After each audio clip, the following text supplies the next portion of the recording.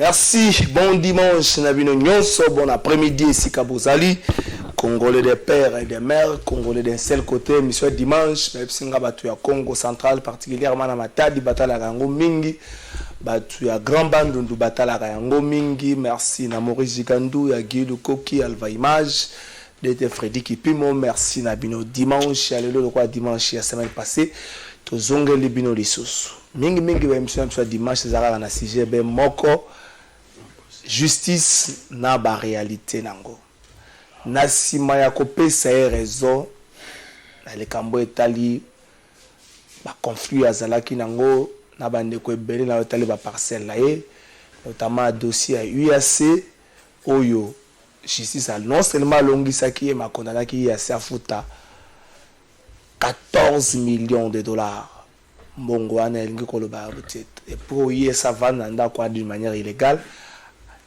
la batali contrat convention bazalaki nango na ye mokolo ndako na kala mbongo bazala ko futa ye asasali justice asali calcul na ya tika futa 14 millions de dollars depuis justice à rendre à Rwanda évolution ezanine est-ce qu'il y a eu blocage est-ce que procédure est avancée est-ce que ba solo déjà dans partie wa IAC pour boye balolenge nini ba ko futa ye mbongo wana pour comprendre tant on a le bibo nani après-midi, il y a le président Gabriel Mokia na pesi mbote. Merci beaucoup. Ngape na pesi batali ya tando ke na bino mbote. Émission dimanche batu bazola na mingi na Congo central, na Bandundu, na Équateur, un peu partout parce que Congo a besoin de satellite ça mokola lelo. Na pesi pe mama Yolande madame Nangambote parce que na pesi mama Yolande mbote. Préparer nga bilamba kende na émission. Po ye mutatomboka ki mokola na kuna na tribunal. Abangi ba juge te hein. Il y a des femmes et femmes. Tout au long de cette émission on a vu ça. Pourquoi tomboka ki? Batu émission dimanche passé batu ba bengenga ba le président Moka Kaboli Mbongo.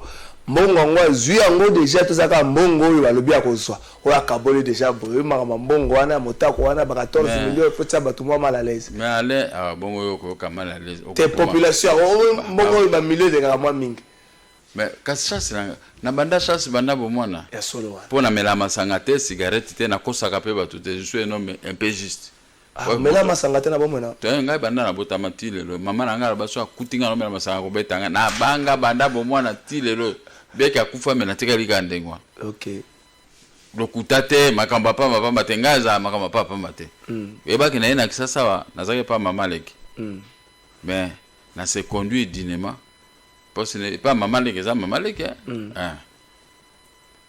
comportement nanga esali ke na longo na 1973 na ko vanda na Gombe un ami bakangaka eso makamnini alobi na ngamuninga to betane bakike ono Gabi ala Congolais à Brazza dit Gabi je suis arrêté si je sors je vais rentrer à Brazzaville je te laisse mon appartement na kena kota na appartement na sali de 73 tina ko bima na 1980 lenga mona komi patron donc 7 ans na fandika ofele na Gombe za mona Gombe tongo na boti pe bana mona kuna liboso depuis 1973 ngaza na Gombe batu nyonso bayo bayebi Gombe te bayo kokuta Gombe epola biso to vivaki na Gombe donc centre ville au lati dimanche ou samedi bodo toke ba sinera ke ba siné Palladium tozaki na afano na demi baolinga biso kota te ti na kolika kana Gombe na kumokota na butu na ba siné Palladium na siné Palladium bango ba yebi Gombe te bato yeka ba na ba jatiringo bilo bango ba yebi Gombe te ba yeko bebi sesiko Gombe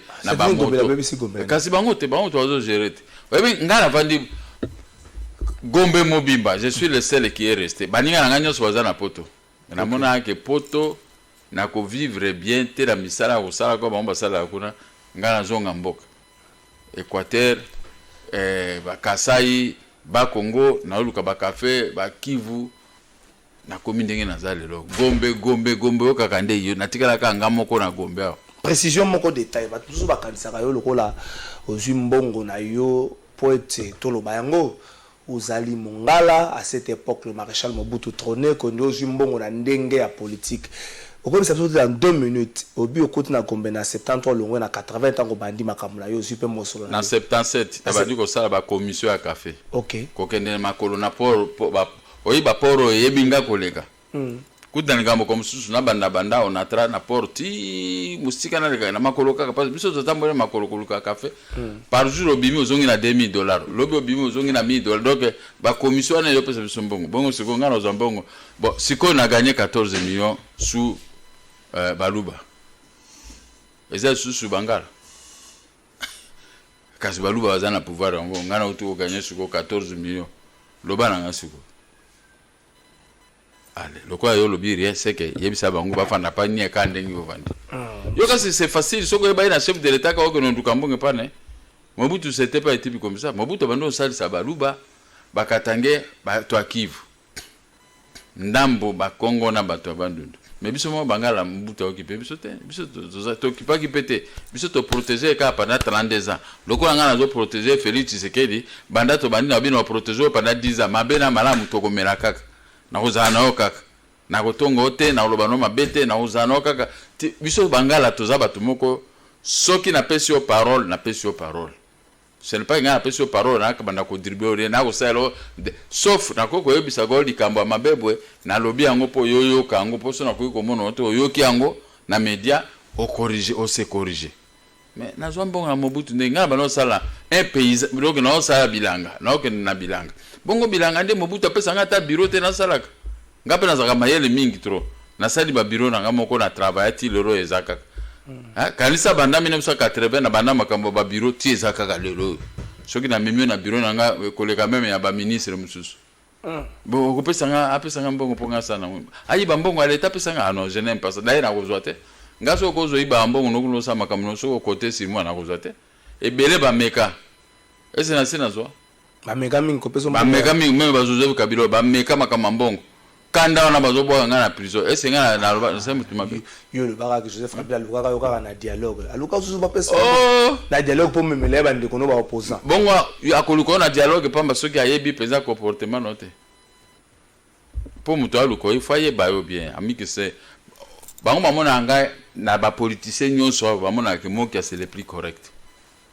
Le plus correct, effectivement, vérifier la situation. La situation est étalée à la place publique. Nous avons un secret mon côté. Le baba to amabende ba oko selanga makambo. Mais ato ko senga makambo. Comme ngai moko na mi reprocher na likambo atem. Na usani. Oyo ko rompre ngamo ke non, je n'aime pas ça. Si on a côté la ministre on entend to soyez pas ici ngala bimanga ke. Moi je n'ai pas besoin d'attendre oyo la biso bani rien. Moko ta go to ngala makambo. Bongo sikoyo. Ti sikoyo na utu ko gagner are. Bongo ka ande Félix ndebo tapesi ngambo. Effort perso ndebo lobak. Effort personnel. Neti siko il faut na gagner le sous. O gagner le Cameroun sous. O gagner le Cameroun. Na gagner ba 8 millions, 9 millions de dollars pour na baloyer bato wana bazaka kuna ba olinga obimate. Il faut ka na gagner le sous. Donc ngambongo ya moi moko le sous ya moi so ba. Moi te o ba o wana moko ka wana le to betie. Le mamususu bazali.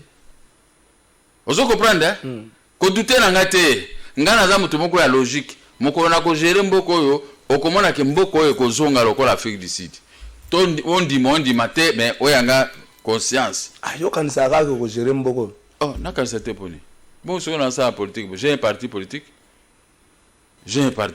monter le niveau ya concurrence niveau ya bitumba politique ne komi ko yela nani alekinga ko un peu moi mikolo ya nani alekinga bilengo bazoya sima oyo nani alekinga bilengo bazoya pa makambo bambongo biso to le makambo te bazo si la valeur ba mo ko na balingi mbongo ba ye ni na $10 na poche ni ne loko ba yo zombo ka pa na ko pesa ko ba mais biso ngana koti na politique atambo to mo ta pesa ngeloko ngana ye na mbongo na ngana bandako baba pe yo kota na politique na kanda ya mzee Laurent Désiré Kabila te akute ngana koti politique depuis 1995 nazo critiquer pende konanga Mobutu parce que boyebi ngate nazaki pe na journal les diplomates soki bimi na longo déjà DPDG na donc pas nga za ba blague te ngaza na ba blague te ngaza moto moko ya logique soko zo tambola na nga o mona ke yo moko ko mi redresser o mona ke moto aza ndenge mususu za diffé moki obino bo imaginer ka ce n'est pas le même moki vivre nanga ko comprendre nga siko soko zo vivre nanga ko comprendre nga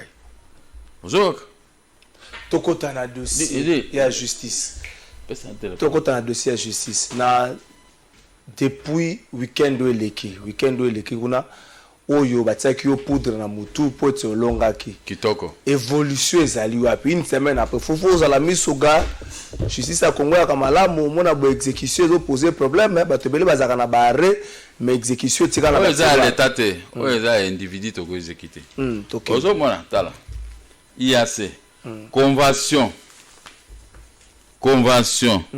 IAC na Megama le 20 juin j'ai écouté le combien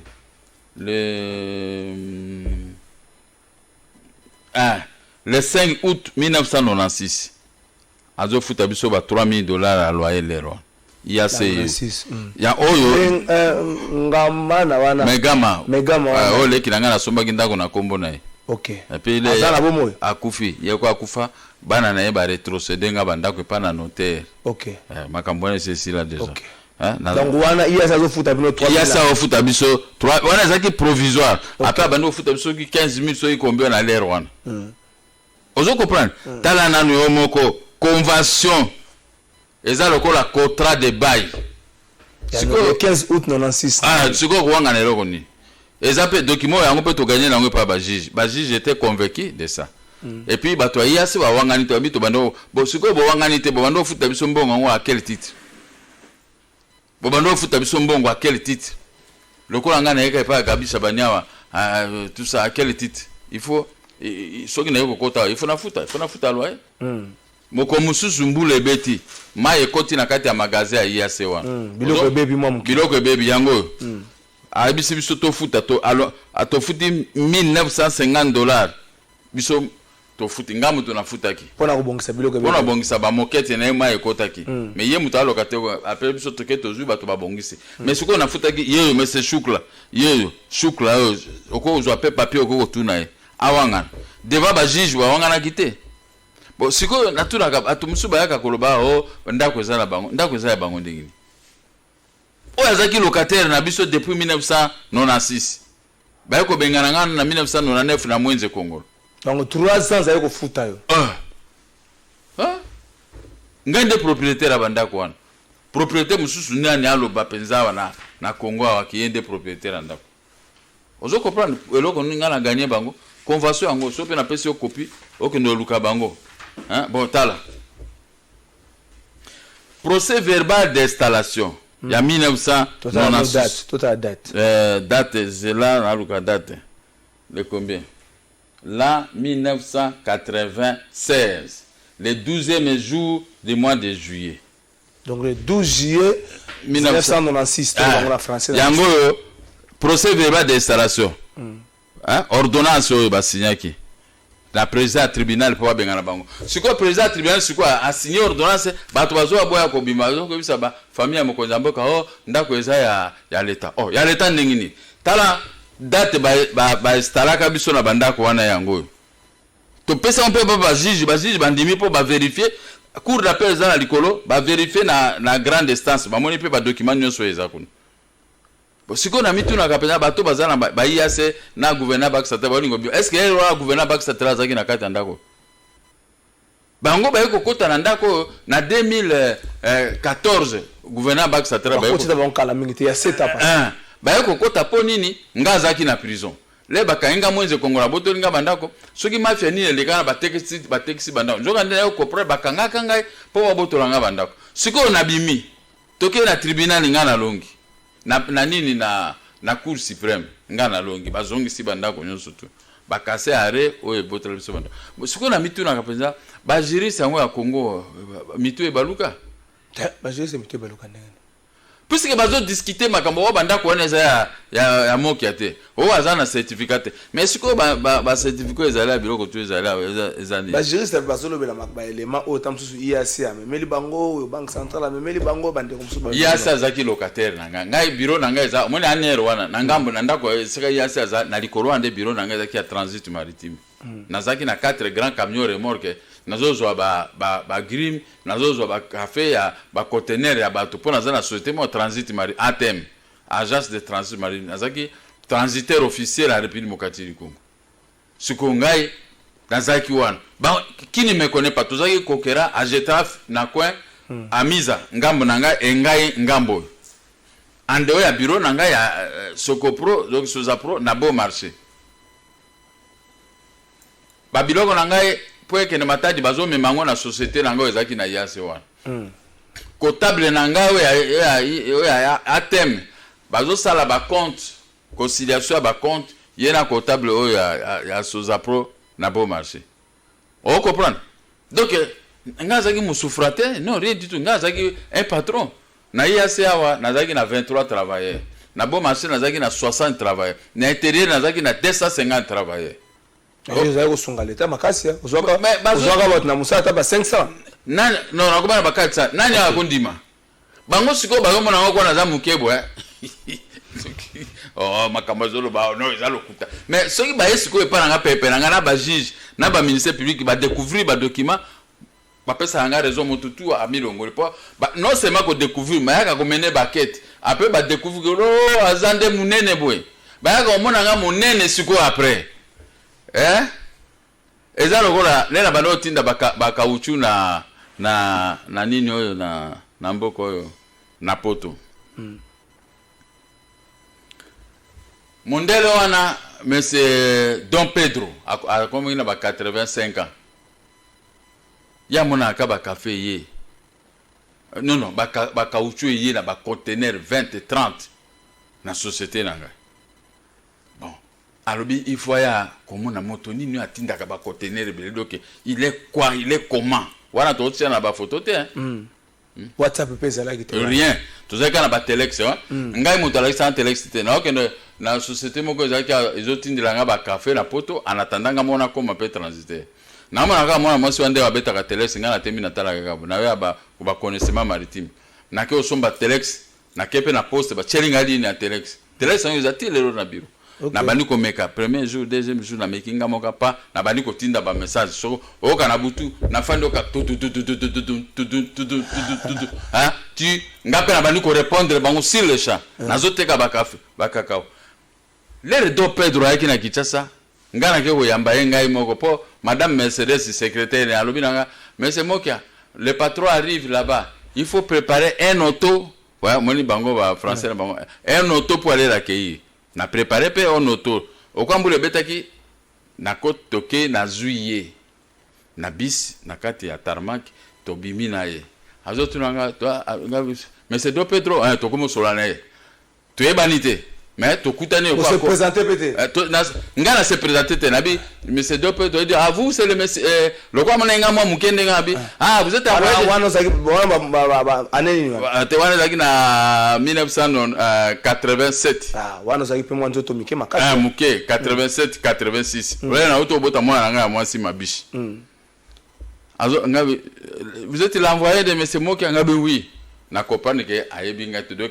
a douter na ngai na jouer la bisi to eti to côté na Mercedes so mbale na simana chauffeur na mbule zo beta ti na grand hôtel wanzaki hôtel continental na ke na longer ya na ba travers chèque menga ko na beka ça 15 jours na futi hôtel 16 jours na futi pe ko lia 16 jours ba déjà na futi tout na hôtel wana Borokwa nga vande ovanda pepe wana esika na bengani moto ya makelelo ngaba no vanda wana ti pepe na grand hôtel wa sikoyo na ye to komi na hôtel abimisi ba travers chèque ngabi non mais c'est moi qui avait déjà payé oh mais j'ai amené de l'argent pour faire quoi avec toke na likolo kuna a commandé ba commander aya futa non ba ebise que mais c'est moi qui avait tout payé y compris la nourriture et tout Betty le Boko na mesa.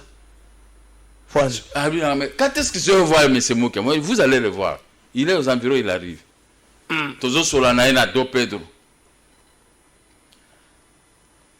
Baramoko a tuninga. Est-ce que tu connais vraiment M. Moukia? Je dis, monsieur, voici M. Moukia qui est devant vous. Ah oui, mais c'est vrai. Ah bah nous tunanga masolo caoutchouc na comme on peut ça exportation ba conteneur biloko. Je suis spécialiste à cette matière. Hein? Ok. Il n'y a personne qui est supérieur à moi. Donc, la PCA va donner technique dans ma tête à vérifier et tout ça. Ah oui, mais c'est moi, j'ai 85 ans. Donne-moi votre âge. Et moi, je te regarde. Non, je n'ai pas encore besoin de 85 ans. Sinon, je suis encore jeune. Laissez-moi faire mes exportations. Je ne prends pas cet âge-là. Je vous donne tout ce que j'ai comme richesse. Un de moi, je me débrouille. C'est pas pour dire que j'ai tout payé tout ce jour. Les gens ne me connaissent pas. Les gens ne me connaissent pas. C'est pour que la politique. Mais ils ne me connaissent pas. Voilà, je suis passé la dengue de notre travail. Là, qui mbilinga. Pourquoi maintenant qui va te faire dribbler? Mon gars, moi, la limite sous le document. Dit, Toza, vendredi, va prononcer décision, on a gagné 14 400 000. Condamné à sa faute. Condamné à ce point, la moutou makase. Azo linga kobimate. Na la kisi au convention, tout ça, la na IAC, la 1996. Azo futa biso aloye. Si ko yonga na récupérer ndako. Est-ce que ko futa nga esute? Bon. L'air va prononcer. Ba mi konji ya cour d'appel ba botoli dossier ba ko bomba ngwe pa na bango. Ba botoli dossier. Ba botoli ba greffier wana le ba français ba kena dossier. Toye lobby tout ça. Oh, yo futa nano ba frère. Nga zaki na mbongo na bisi $1000 na futi nano ba frère. Na futi ba frère nyo so ikombi wana a franc congolais. Siko dossier za pipo greffier beta rien. Na yesu lobby nango dossier tout le monde ka dossier. Nzokande moto moko azaki na Lubumbashi un certain Kaloué yemo ka mibenga ka Chaloué to Kal Chaloué donc ami biso to benga ka Kaloué yemo benga ka yemo ko Chaloué soki Chaloué azaka tangue na yepete so azaka tangue rwandais je ne sais pas na yeba kapite we batona ba ka suspect alors toke sikoyo lokola beti match abibo bloquer dossier wana nga nazoya ba bloquer ya kozana azana intérêt ya za avocat ya IAC. OK. Aza avocat ya Bak Satra, avocat ya Kasanje, aza avocat ya bato nyonso tu ya 4 ndako. On s'opposer na. Bon, yende soki amuni ko s'opposer na ngai ya akomi nayo. Azo futa oya futi mbongo. Donc akomi na mbongo ebele avocat wana. Azo kosa bango ngana ko gagner mokia. On ne pas comprendre que mokia aza pe dynamique ko gagner ngai te. Ba bombi dossier. Sikoyo biso to futi ba frère. Tozo arrêt pour que nous notifier na IAC. Ezomona na te. Nzokande mardi wana OK de vendredi mardi basali tierce opposition. Bake kozwa République démocratique du Congo. Yango la maman ministre ndenge azali il faut kanga avocat wa sali makambwana. La République n'est pas concernée na makambo na biso. Mais bako kozwa ya sala tierce opposition. Po ba bi ke bango bako sala tierce opposition te bango basi ba perdre. Avocat République azo toka yo wana sali ba makambo azu mbongo na IAC tout ça bake ko sa tierce opposition. Mais ngana zaki wana nazo réclamer makambo ya arrêt. Il fallait ba notifier ngasi po bango tu wana bazo mona ngana zaki wana.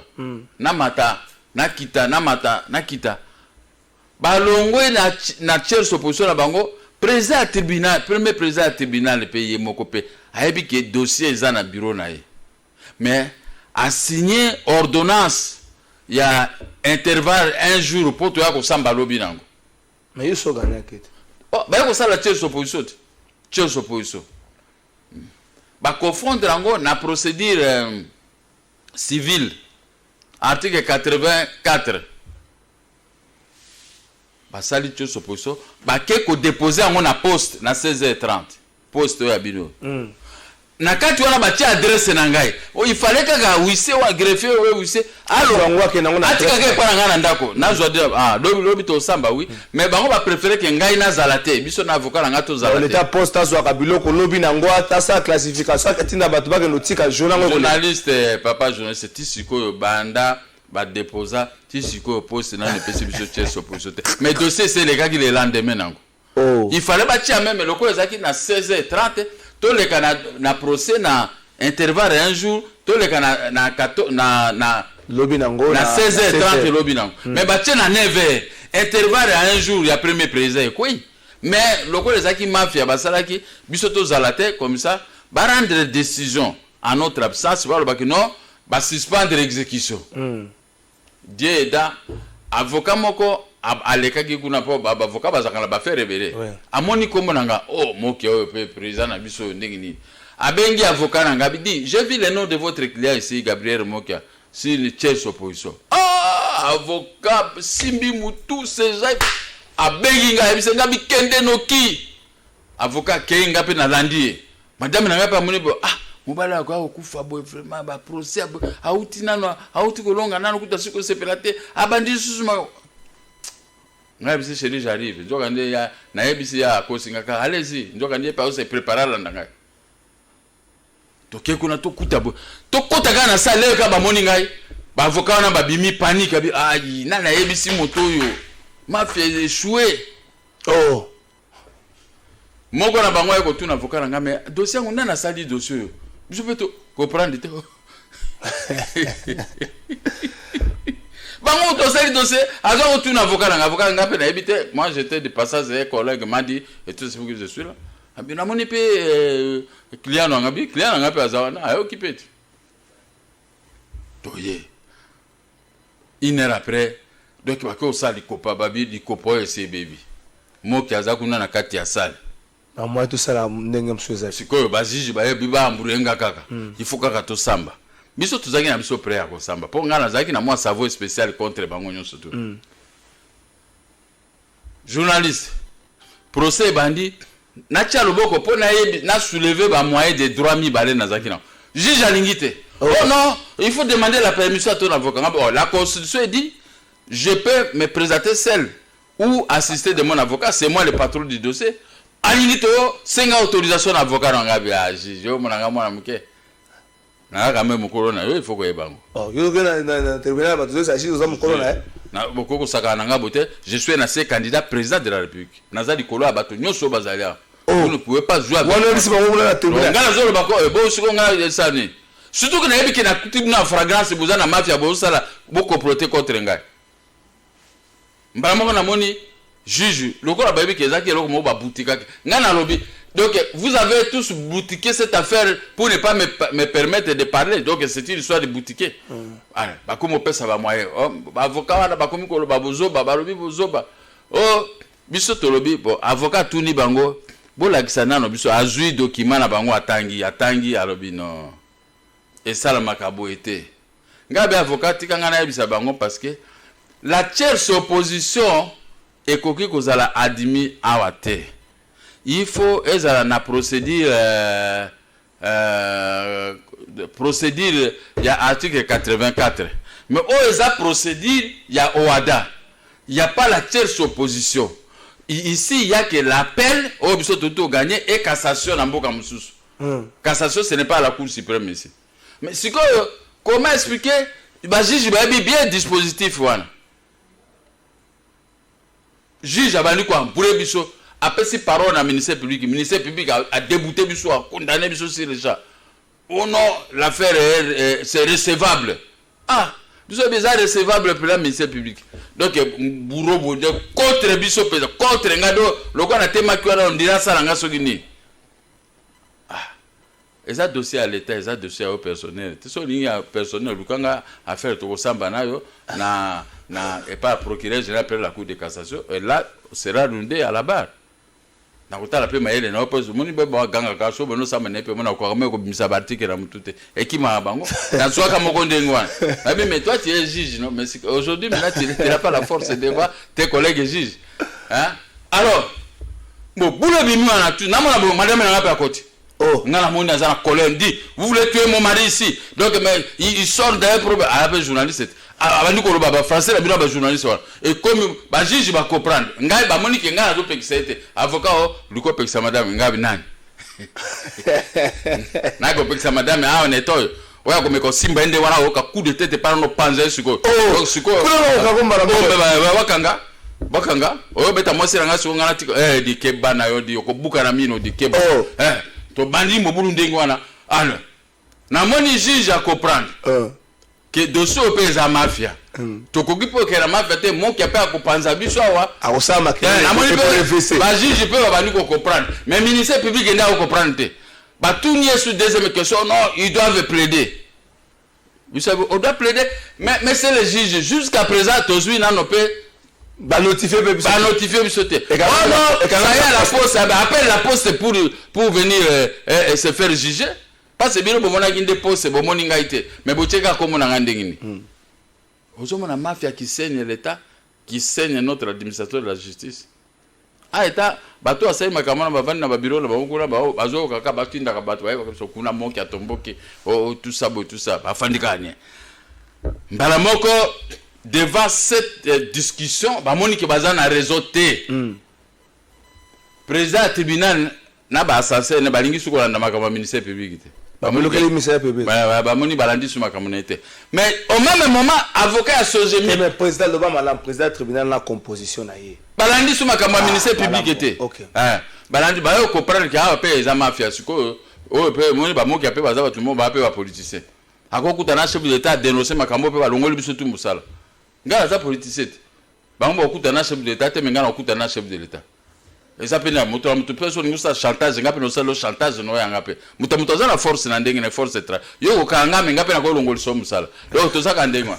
Alors namona kaka avocat wana ya Sojemip. Bango pe bakomu ko mitu na bo biso avocat bi monsieur le président biso pe ba notifier biso te. C'était pas avoir pour ça mais ça n'arrive pas. Ce que to ça mané to. Donc même Sojemi pe ba notifier pas. Va quoi pour ça. Pour ni ba adresse et ba nite. Te yebani mais bazo tanga ba adresse na biso mais ba bi ba cheka na poste ba mise ba timbre la poste. Donc ba baza na poste bazong c'est la poste musala kana dossier na biso. Bazong si poste musala mais poste pe zo failli ka ezo ya pe ko notifier te. Tisiko ngai na zu téléphone na bengi na ndako na bengi e paranga na tuni est-ce que ba ko notifier biso do ba est-ce que président ba loko moko ba notifier te bon OK na bisa avocat na ba notifier te sikoyo na mon avocat Sojemi bazu sous para lobby non to renvoyer affaire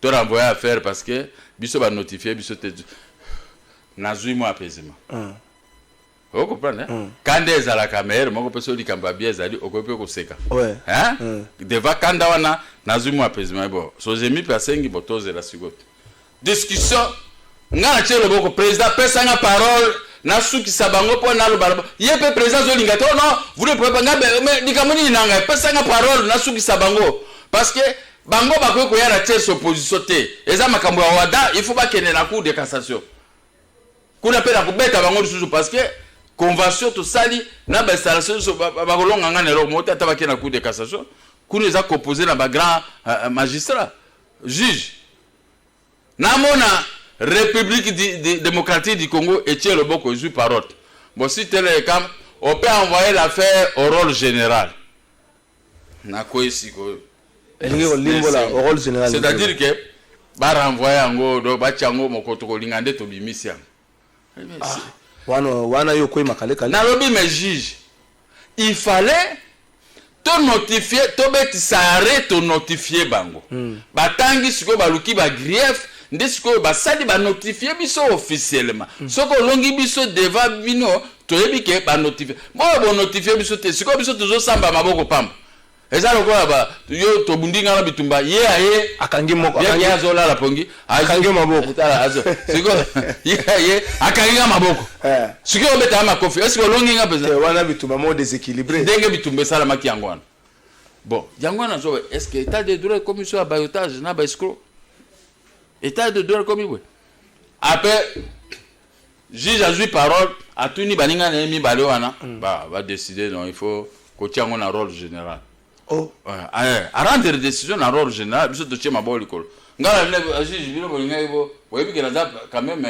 politicien boka na bino boko sa bote lobi ngana ko gérer bino juge a sei kaka biso veto bimito ke match ici tozoze parce que eloko moko eza kuna te eloko moko eza te donc ezaka ba aventure bazui république à lobby oh non dans cette affaire nous ne voulons pas que Gabriel Moka puisse exécuter sinon ça va froisser la République démocratique du Congo est-ce que république est une personnalité et que froisser la République dans le Cameroun il y a ce comme fâcheuse c'est fâcheuse contre si on condamné si on exécute il y a ce que les sur république il y a ce au ganga qui moi mingi il y a sa personnalité juridique propre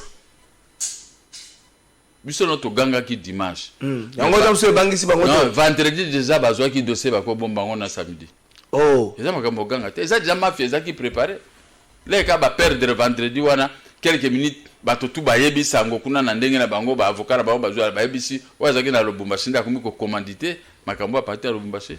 Est-ce que nasima makambo nyoso gang moko ta batami wazo nyokola baza ebele yo lukina no bate gang ngo na bato ba service de sécurité baza na kati na la police eza na kati ba général la police baza na kati eza mafia bango nyoso wana ils vivent de lias ya teka bakiti azo dépendre bango siko bango lokola décision de justice ezali bali ko exécuter depuis février pour ni to exécuter parce que ba généraux wana baza toujours na bango ba ça ba makambo na bango mais oyo siko ça n'a rien à voir avec l'exécution to bengana bango na ndako oyo ezande mbongo nde ba condamner bango ba futa ba loyer na ba loyer pe susu ata yo moko général nango na moto ya sécurité oya ko ben boya ngande ko na toucher na mbongo hein nazana bana nazana batutu boya même na toucher ndi yango na yeko tuna état de droit ngo bozo sambusa mokonzi mboka munya bobo salinga nazana mokonzi mboka so bozo sambusa mokonzi mboka ngana kusambusa bino siko et puis dans lukira bino ba révocation ouais ba omande ba député wa banga itena bisi bino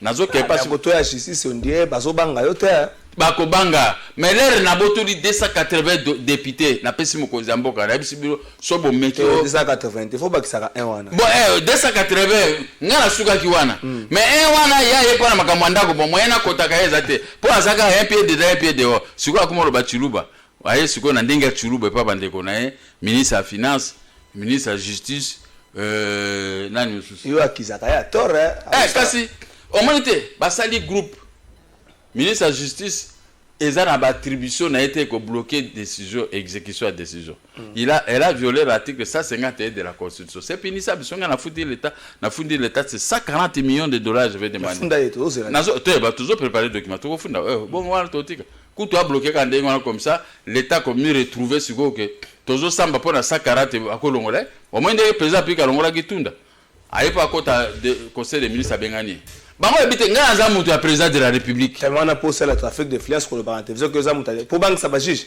mais to za groupe bango baza bato ya kinga kati biso za bato ya ba juge bato kinga kati mais ngana lo juge te na lobi ne président ministre de la justice bango baza bato pa biso pe to za bato ministre de la justice na union sacrée bango baza bato kinga kati sikoyo ya momo ne bazo soki baza ki na union sacrée bako bundisanga te nous sommes les fondateurs de l'union sacrée au bundisa ande parce que ngana ko bundisa bango jamais nakolo ba jamais mabe na bango pas chef de l'état mais siko bango bazozo ba attribuer à l'état pour ba beta ngana ngo mais mokolo ba attribuer za chef de l'état siko ngana ko utiliser siko yi a ko utiliser siko nde moni tunda kangisa inga 8 jours na prison na bibi na bitunda zo longwa longwa ki muta kangisa ka yo ah bon na tinda ki fi wana bango ba avocat ni bazaki si mafio ba ngana tutaki wana eza ba avocat ya Kasanji ba avocat ya Sojemi une petite fille comme ça 18 avocats ya ba adversaire nanga simana mbongo na futaki fille wana e komiso ba kaburana bango na bite so ba suka ndenge ni fiana comme soko benga papa limbisa bano bato ba komi ko luka ba nakoka te ba pe bangala ko ngana ko kipe bango tu wana bangala ba bunga nzela ba lika makambo ba mbongo ngana ko lukilo problème te pona li mbongo jamais atoka belinga ngondengo wana ya muyibi na kozwa te moi je suis pas là comme ça ozo comprendre nga ezaki mafia pe ba osalo eza mafia siko bazoko sa mokonzi mboka ba ko sa bango ba yebi Félix Tshisekedi te ba koyeba un jour tout atuna tunda kanginga ngana za ali ya Félix Tshisekedi akangisi ngana makambo zanga tina na boye pete na bipe mutakota te mais akota siko conseil des ministres akota ke lenga na bimaki ya zali banda siko azala kolanga ayo kangisa ngala susu parce que moi soki bato baotia mobulu trop ngape no bano tia bango mobulu siko no dipenda dal pik siko na okelo mais ba okanga yo no dipenda okanga trafic de fiance trafic de fiance à muibi yo oyebi bien que vous avez droit à suspendre l'exécution mais tu as violé les termes de l'article 151 de la constitution. Le gouvernement, le pouvoir exécutif ne peut pas donner des injonctions au pouvoir judiciaire. Mais vous donnez des injonctions pour qu'on ne puisse pas exécuter. Yo nangai ba okangana. Parce que ngana zo funda. Bolumbu ya makambo tu ezobi masuko na miso ba tonyo surtout. Na miso ba juge na présidence. Bomba pe mabe. Siko tozo bomba mabe siko tozo bimisango. Comment baza na jalousie na mais ba luka bango ba dossier ba ke no gagner si c'est facile ko gagner ndenga na gagner. Baluka bango ma dossier basomba bango Black Satan de zawana kaka lelo lobi ko so mandako na Gombe eko tonga o même 3-4 mois pe koleka wana ngai wana mais bazolinga te balinga ko menacer nga bavanda na ndako na ngai ba ko nokosa ka chef de l'état ba ko est-ce que ça makambo ya chef de l'état les décisions sont exécutées au nom du président de la République mais ministre de la justice Kassayen wana Kassayen ministre de la finance Kassayen bango surtout maman gouverneur banque centrale Kassayen mais Kassayen mutalo apesi ordre de couleur non to kofuta sou mo ki atembo na ye o to futa kaye mais le quoi zo benga na serre na biso na ndako ye mwasi wana usaki bongo soki Elisha soki nani oyo cousin na ye ya chaka ka cousin na bana na il faut ko tapa ministre wana il faut ka bana na famille na ye au moins pe makambo ya l'état pe comme loko ya famille kaka siko so biso toyekuna mwa ba Elisha wana mwa bakaika no il faut pesa nga $800,000 sur lingi dossier no ba futa ngala combien $800,000 wana ba ebisio non $700,000 kato vandi bot ngai bo kanga ba dossier nga tuna mola so bo futa te eva na ndengwa tito ko semaine ko se tiba konzi ba koyeba ministre ya finance akolongwa parce que soki akomi esprit abwe bosenga ngambo ngai politicien $700,000 po balekisa ba dossier nga ngabi boza maboma sikoyo to bandika guerre yango moni pe na bani to bani guerre maleme na oluka ba dossier na bango tu boko ka na ke bana ba guerre wana diffama ka po na diffamer nini na ebiso likambo na diffamer nini bango mutu ba diffamer l'état congolais ba suspendre exécution bango mutu ba diffamer justice ba ke kotika dossier na 16h30 na poste intervalle à un jour les arrêtés na 16h ba notifier biso siko basali yango na 9h banani o bazana diffamation ngayo be bango moko pe bino ba journaliste fe boyo kale mutazolo baboyo ki payer boza la kate contre ngamu to lazana bino mais o eza moyibi oyo bazo salo o eza moyibi bazo yiba l'état zela na tango ya monsieur Laurent Désiré Kabila alongola ka au moins 300 magistrats bato musonga lobite ke kombo nzaka na kati emission esili bande bato musu balobaka ke no kombo ya obemi ne ko zalaka na kati ngate munda lobi bato musu bato balobaka ngana lobelo ko ngalo ko tepo na yebi nanga ba kombo nyoso te muzalo ngola ka 300 magistrats kala mingi te na uta ko zala na palais de justice na kombe tata moko ayebi singai magistrat moko na otanga kombo nete ya biso bolingi bo sunga biso bo santa mokonzi ya longola ta 1500 magistrats comme ça tango ko tia bato asika ba ko kota état de droit ko vanda na ndenge senga yo pozo partager de wala président. Il y a de quoi to suki 315 magistrats balongoli bango to atango musa mwenze Congo mto prepara ke loko wana na ndeka ba aventure ba magistrat ba sana ba juge nana defenda ka bango po bazo kusaba ngaite soki tokeno na bureau na nga bo marché okuta plia ba dossier boy o ba magistrat ba bazo tikela ngai soki nazate bakotsa kutu magistrat mo tozaki ne bien tumba kachingi pe asonami akufi na kokufa le ba réhabiliter bango ngana bisi bango bien que babotolinga bandako na mwenze Congo ayebisi pe ba magistrat a fait paniquer ba magistrat à cour d'appel o bazo ki a faire à délibérer les réaliser bango ayebisi bango boko subir soki bo pesimo ki a raison boko subir sora ba 350 ba bangi babotolinga bandako ba anile ba biloko na biso ba titre na biso to acte cassation mais ngai na ke pa Laurent Désiré Kabila le mwenze Congolo amo ba ebisi ke mo ki aiko hapa na réception ba na mo recevoir na Laurent Désiré Kabila ke makamba ministre et puis ake pa ba makamba ndako mbala moko batindi bato ba ko zwanga tozaki na Kayombi bia pe a son âme to tala ba majorité na télévision à réception mbamoko ba ko zwanga quand mais qu'est-ce que vous voulez faire avec le président Mokia lui il va comme ça le ministre a dit soto joya liya ya ko funda ministre et pourtant Laurent Désiré Kabila ngaya mbanga po ba chenga na liste nazo kota et pourtant bino ngabo so bino makamba mboka te ngo so makamba baboto nga bandako okay ngana kele makamba bandako et puis na ba 315 na bi munoko ye milingisa na bato so ko sala teke ba magistrat révoqué bango les bango bazu ba bimisinga ba kena ngana ba ke bon to suka ki apisiko ngana kumu kende na kumu koma mikanda na kumu cha na ole kana télévision wala bilo uzaki na lobana mke tous les jours naza na télévision koloba makambwana et tout ça ba chaîne pe zaki na no pété biso ka tuzo bunda ndengwa ba bengi ngai na présidence balobi tika siko lelo na 20h30 bazo tanga ordonnance non ba tanga ordonnance pour la réhabilitation de 300 na leli tumba kachinga kufina bisiko lelo na bundeli bino bazoko réhabiliter ba magistrat mbato langa so 5 magistrats na yebaki bakufi vraiment na leli na 20h30 na yebisi ba magistrat ba juge musunambi bozozo ba président ko sakate mais total ka ngabite ndima banda ko fêter bisa madame na 20h30 type wana so comme nana kiminga mona soute à côté na ordonnance bando tanga réhabilitation à toi. Est-ce que même wana ba magistrat ba ko se rendre compte je les ai rendu très grand service gratuitement mais tala ba to bebisanga bazo betaka nga mikolo ba créer nga ba problème ba magistrat na bundeli bango bakangi ngai na sali tout mais ba réhabiliter bango mais le ba magistrat ba komi siko bazongeli ka système wana président moi je kongola bengana ki bango ya ba mafia kozwa dossier bombi bo sali tierce opposition pendant que batola bazana droit ça tierce opposition il faut pas qu'elle ait la cassation. Voilà la mafia qui saigne l'État. Tout ça pour ngana exécuter banda côté na exécuter makambo côté maintenant ko exécuter. Président Mokonzambo Kazali na ko exécuter. Merci donc. Nous avons qu'un seul chef de l'État que nous défendons na ko exécuter. 14 minutes au retenu na ko exécuter mais la 10 minutes siko. 14 minutes na bazé belé bato ko belé na pesa ka 500 000. Ah. Kasi pour et allonger liste. Bato combien belé? Ba menace 500 gaga. Ouais. Tete 500. 500 et à peu pauvreté à peu dans parce que moi sur na bina pesa 1 million to ko suka na 14. Mais siko 14 wana bana bakoko déjà baza 17. Alors baleki déjà 14. Baleki déjà 14 donc siko to tia 500 comme ça. Tu passes à moi. Bato ba ma liste comme amulai na ebisio boko lia mbongo. Ko banga bango to wana bilo pamba yeso na ba baboma ki fimo ka moluba sentia bakati kati ba mais siko baluba bazo se référer na ngote. Si bato aboma ki eza bandeko ya shukra ba ndio bango azo kotela bango.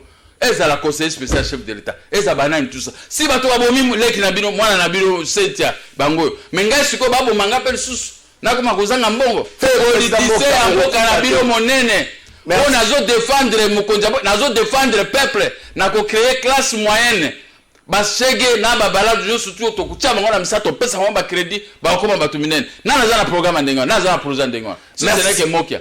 Merci président Mokia, merci d'abandeko nyonso balanda ki biso na dimanche lelo Maurice Gandou, Guy Lukoki, Patrick Toko, Alva Image, Freddy Kipimo. Merci Nabino et monsieur Landami Mingi.